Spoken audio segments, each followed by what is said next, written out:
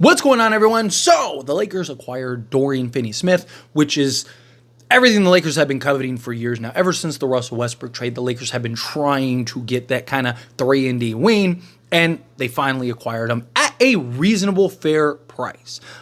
You got a guy in Dorian Finney-Smith, as well as Shake Milton, which I am going to do a video on later, so look forward to that video, because I do think that he's another guy that can actually have an impact, not to the level of Dorian Finney-Smith. Dorian Finney-Smith is the prize in this trade, but I do think Shake Milton, as just like that microwave vacuum scorer off the bench, can make some plays. He had a 16-12 game before his last game with the Nets. I think this is going to be an impact. But Dorian Finney-Smith, really want to kind of touch on specifically what Dorian Finney-Smith brings to the Lakers. I've already talked about the trade and, all the excitement around it, but what can he actually do? What does he actually bring to the Lakers? Now, first off, starting with his contract. He is a guy that this season is making just under $15 million. Next season, he has a player option for $15.3 million. Very good value for a guy like him, 6'7", 6'8" size, very versatile, could slot in essentially 2 through 4.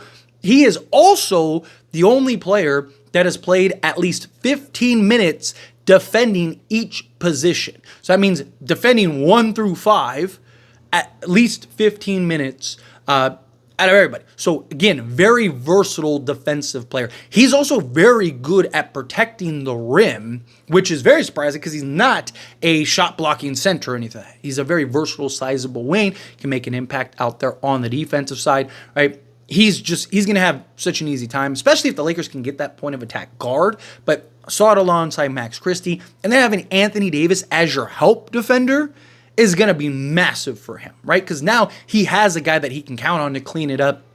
If he can funnel the guy, whatever, right? Like, gives him the opportunity to be versatile on the defensive side, can defend 1 through 5 on many nights, right? But again, just gives you that.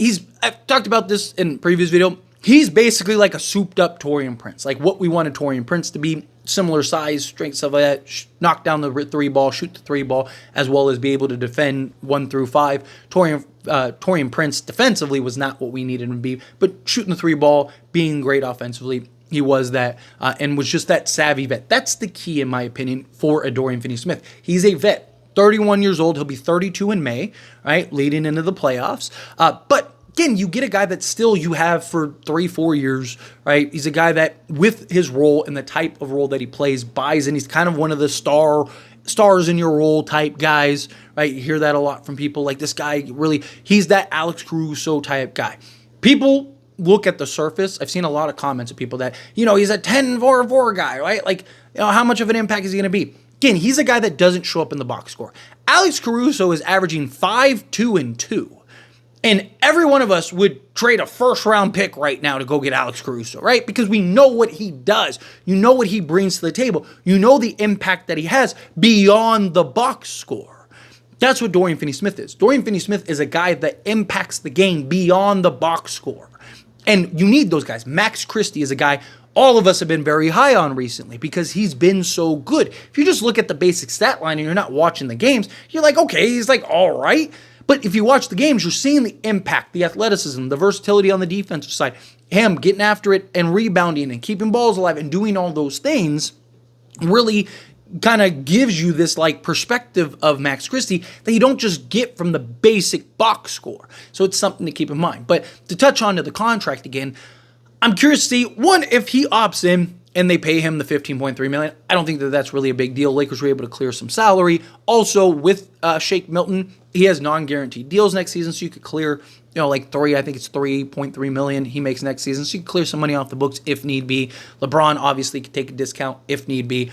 You have flexibility there. However, I would look, if I'm the Lakers, to try to see if can you maybe turn, convince Dorian Finney-Smith to maybe opt out of his player option and give him like a 4-year, like $48 million deal or like 4-year, $40 million deal, right? Where maybe it's like kind of more back-end loaded or stuff so you can kind of clear some salary space for you. Yes, you might have to pay him till he's like 36 or whatever. But again, I think worst case, he eventually moves to the bench. He's a good value off the bench.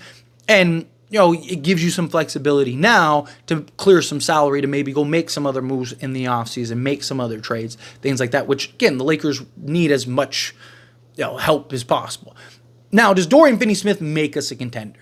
No, but he is a huge step in the right direction. Dorian Finney-Smith, Lakers are here. Dorian Finney-Smith takes us about here. Now, if you can get that defensive two-way guard, get that backup center, now maybe the Lakers could be there. Add in a Shake Milton. Can you go get another vet? Even like a Torrey Craig or something like that. Just a guy that can come in, play spot minutes, be a veteran, kind of been there, done that type thing off the bench. I think could go a long way. Kind of try to find those the gems, right? The cheap gems that you could get for essentially nothing. Obviously, I see a lot of people that are like, what about the buyout market? You got to keep in mind, Lakers being a first April team cannot sign any buyout candidates that are making over the mid-level exception. So basically, roughly $13 million. Anyone making over $13 million. So Lonzo and Bruce Brown and Malcolm Brogdon and all these guys that I hear people go, oh, well, just wait for these guys to get waived. One, will they get waived? Two, even if they do, you can't bring them back, right? Or you can't sign them. So that's something to keep in mind as well. But again, just to dive into the stats, kind of go over what you're getting from Dorian Finney-Smith on the base level, right? Again, it's the advanced metrics that are very important, right? His impact, 1.1 point differential. He has a 5% total package defensive differential. So he's basically holding opposing offensive players 5% worse than their average, right? So that's good, right? Collectively.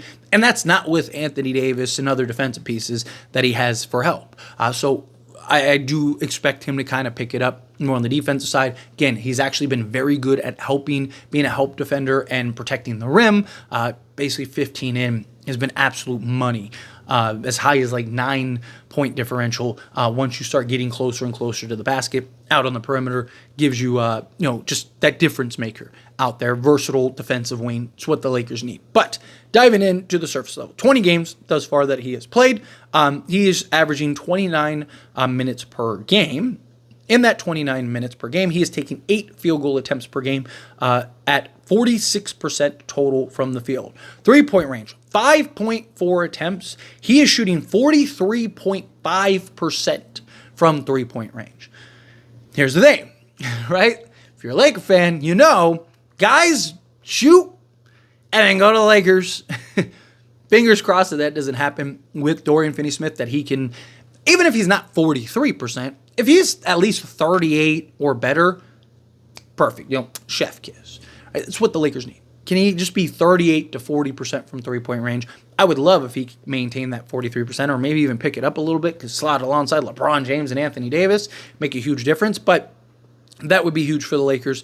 And then 2-point range, 2.6 attempts. He's shooting 51% from 2-point range. Has a EFG of 60.7%. Free throw line, not a great free throw shooter. He is a career 72%. This season, though, he is shooting 62.5%. But he's only a career 1 attempt per game guy. So not a guy, again, he's primarily catch and shoot, off ball, type 3 guys. Rebounding, right? He's averaging 4.6 rebounds this game. He is a career 4.6 rebounder per game guy. Gives you 1.6 assists, as well as a steal, a block, and 10.4 points per game. So he's essentially a 10, almost 5 and 2 guy off the bench, but can give you a block and a steal. It's valuable, right? Gives you a guy that can really impact this game. Gives you a much more natural slotting 3, which I think would be huge to really help kind of drive the Lakers in general and as a whole. But also, what this does is it gives the Lakers continued trade flexibility, right? Lakers hopefully don't stop here. I love that we got the early trade. I've been talking about this a lot. Can we get that early trade? Now, I thought it'd be like a Valanciunas or something like that, but the fact we were able to get Dorian Finney-Smith, I think, is huge. You got that guy. Okay, boom, perfect. Got him. Let's go. Beautiful. Now, if you can kind of evaluate, take your time, okay, see what Dorian Finney-Smith looks like. Can we still use Rui? Can we not use Rui? Kind of evaluate, okay, how is this shaping up? And then come the trade deadline, or maybe even before the trade deadline, able to kind of pull off that secondary, maybe even third level trade. I still think the backup center and point of attack versatile guard probably still a thing. I don't think that that's going to change. But this takes the pressure off the Lakers. Dorian Finney-Smith takes huge pressure off the Lakers. The way it was shaping up, it was looking like the Lakers weren't going to be able to get kind of the higher tier 3-and-D wing. Cam Johnson, everyone's trying to go after, and he's going to cost multiple firsts. Kyle Kuzma, you're kind of like, yeah, he's better than Dorian Finney-Smith, but it's just like, do you really need him? Or, you kind of need multiple things. So it's like Dorian Finney-Smith would be ideal, kind of just slotted in that 3-and-D role. Boom, you get him. Huge, massive. And you keep him from everyone else. You keep him from the Grizzlies. You keep him from the Warriors. You keep him from the Thunder. You keep him from all these teams that have been targeting and trying to go after a Dorian Finney-Smith.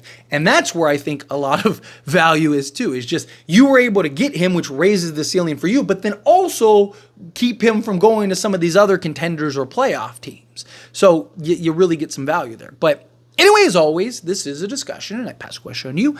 Let me know your thoughts and opinions down in the comments below. What do you think? How do you feel? What are your thoughts? Do you agree with me? Disagree with me? Do you like the acquisition of Dorian Finney-Smith? Do you dislike the acquisition of Dorian Finney-Smith? Are you kind of mixed in the middle and different? Are you kind of like, hey, let's wait and see how it works? However you feel, whatever your thoughts are, I'd love to hear it out of the way, so let me know down in the comments below. That being said, if you haven't liked this video, hit that like button. Helps me a lot. Lets me enjoy these types of videos, and I truly appreciate it. Not subscribe channel, hit that subscribe button. Turn on the bell notifications. Appreciate y'all. See you in the next one. Thank you.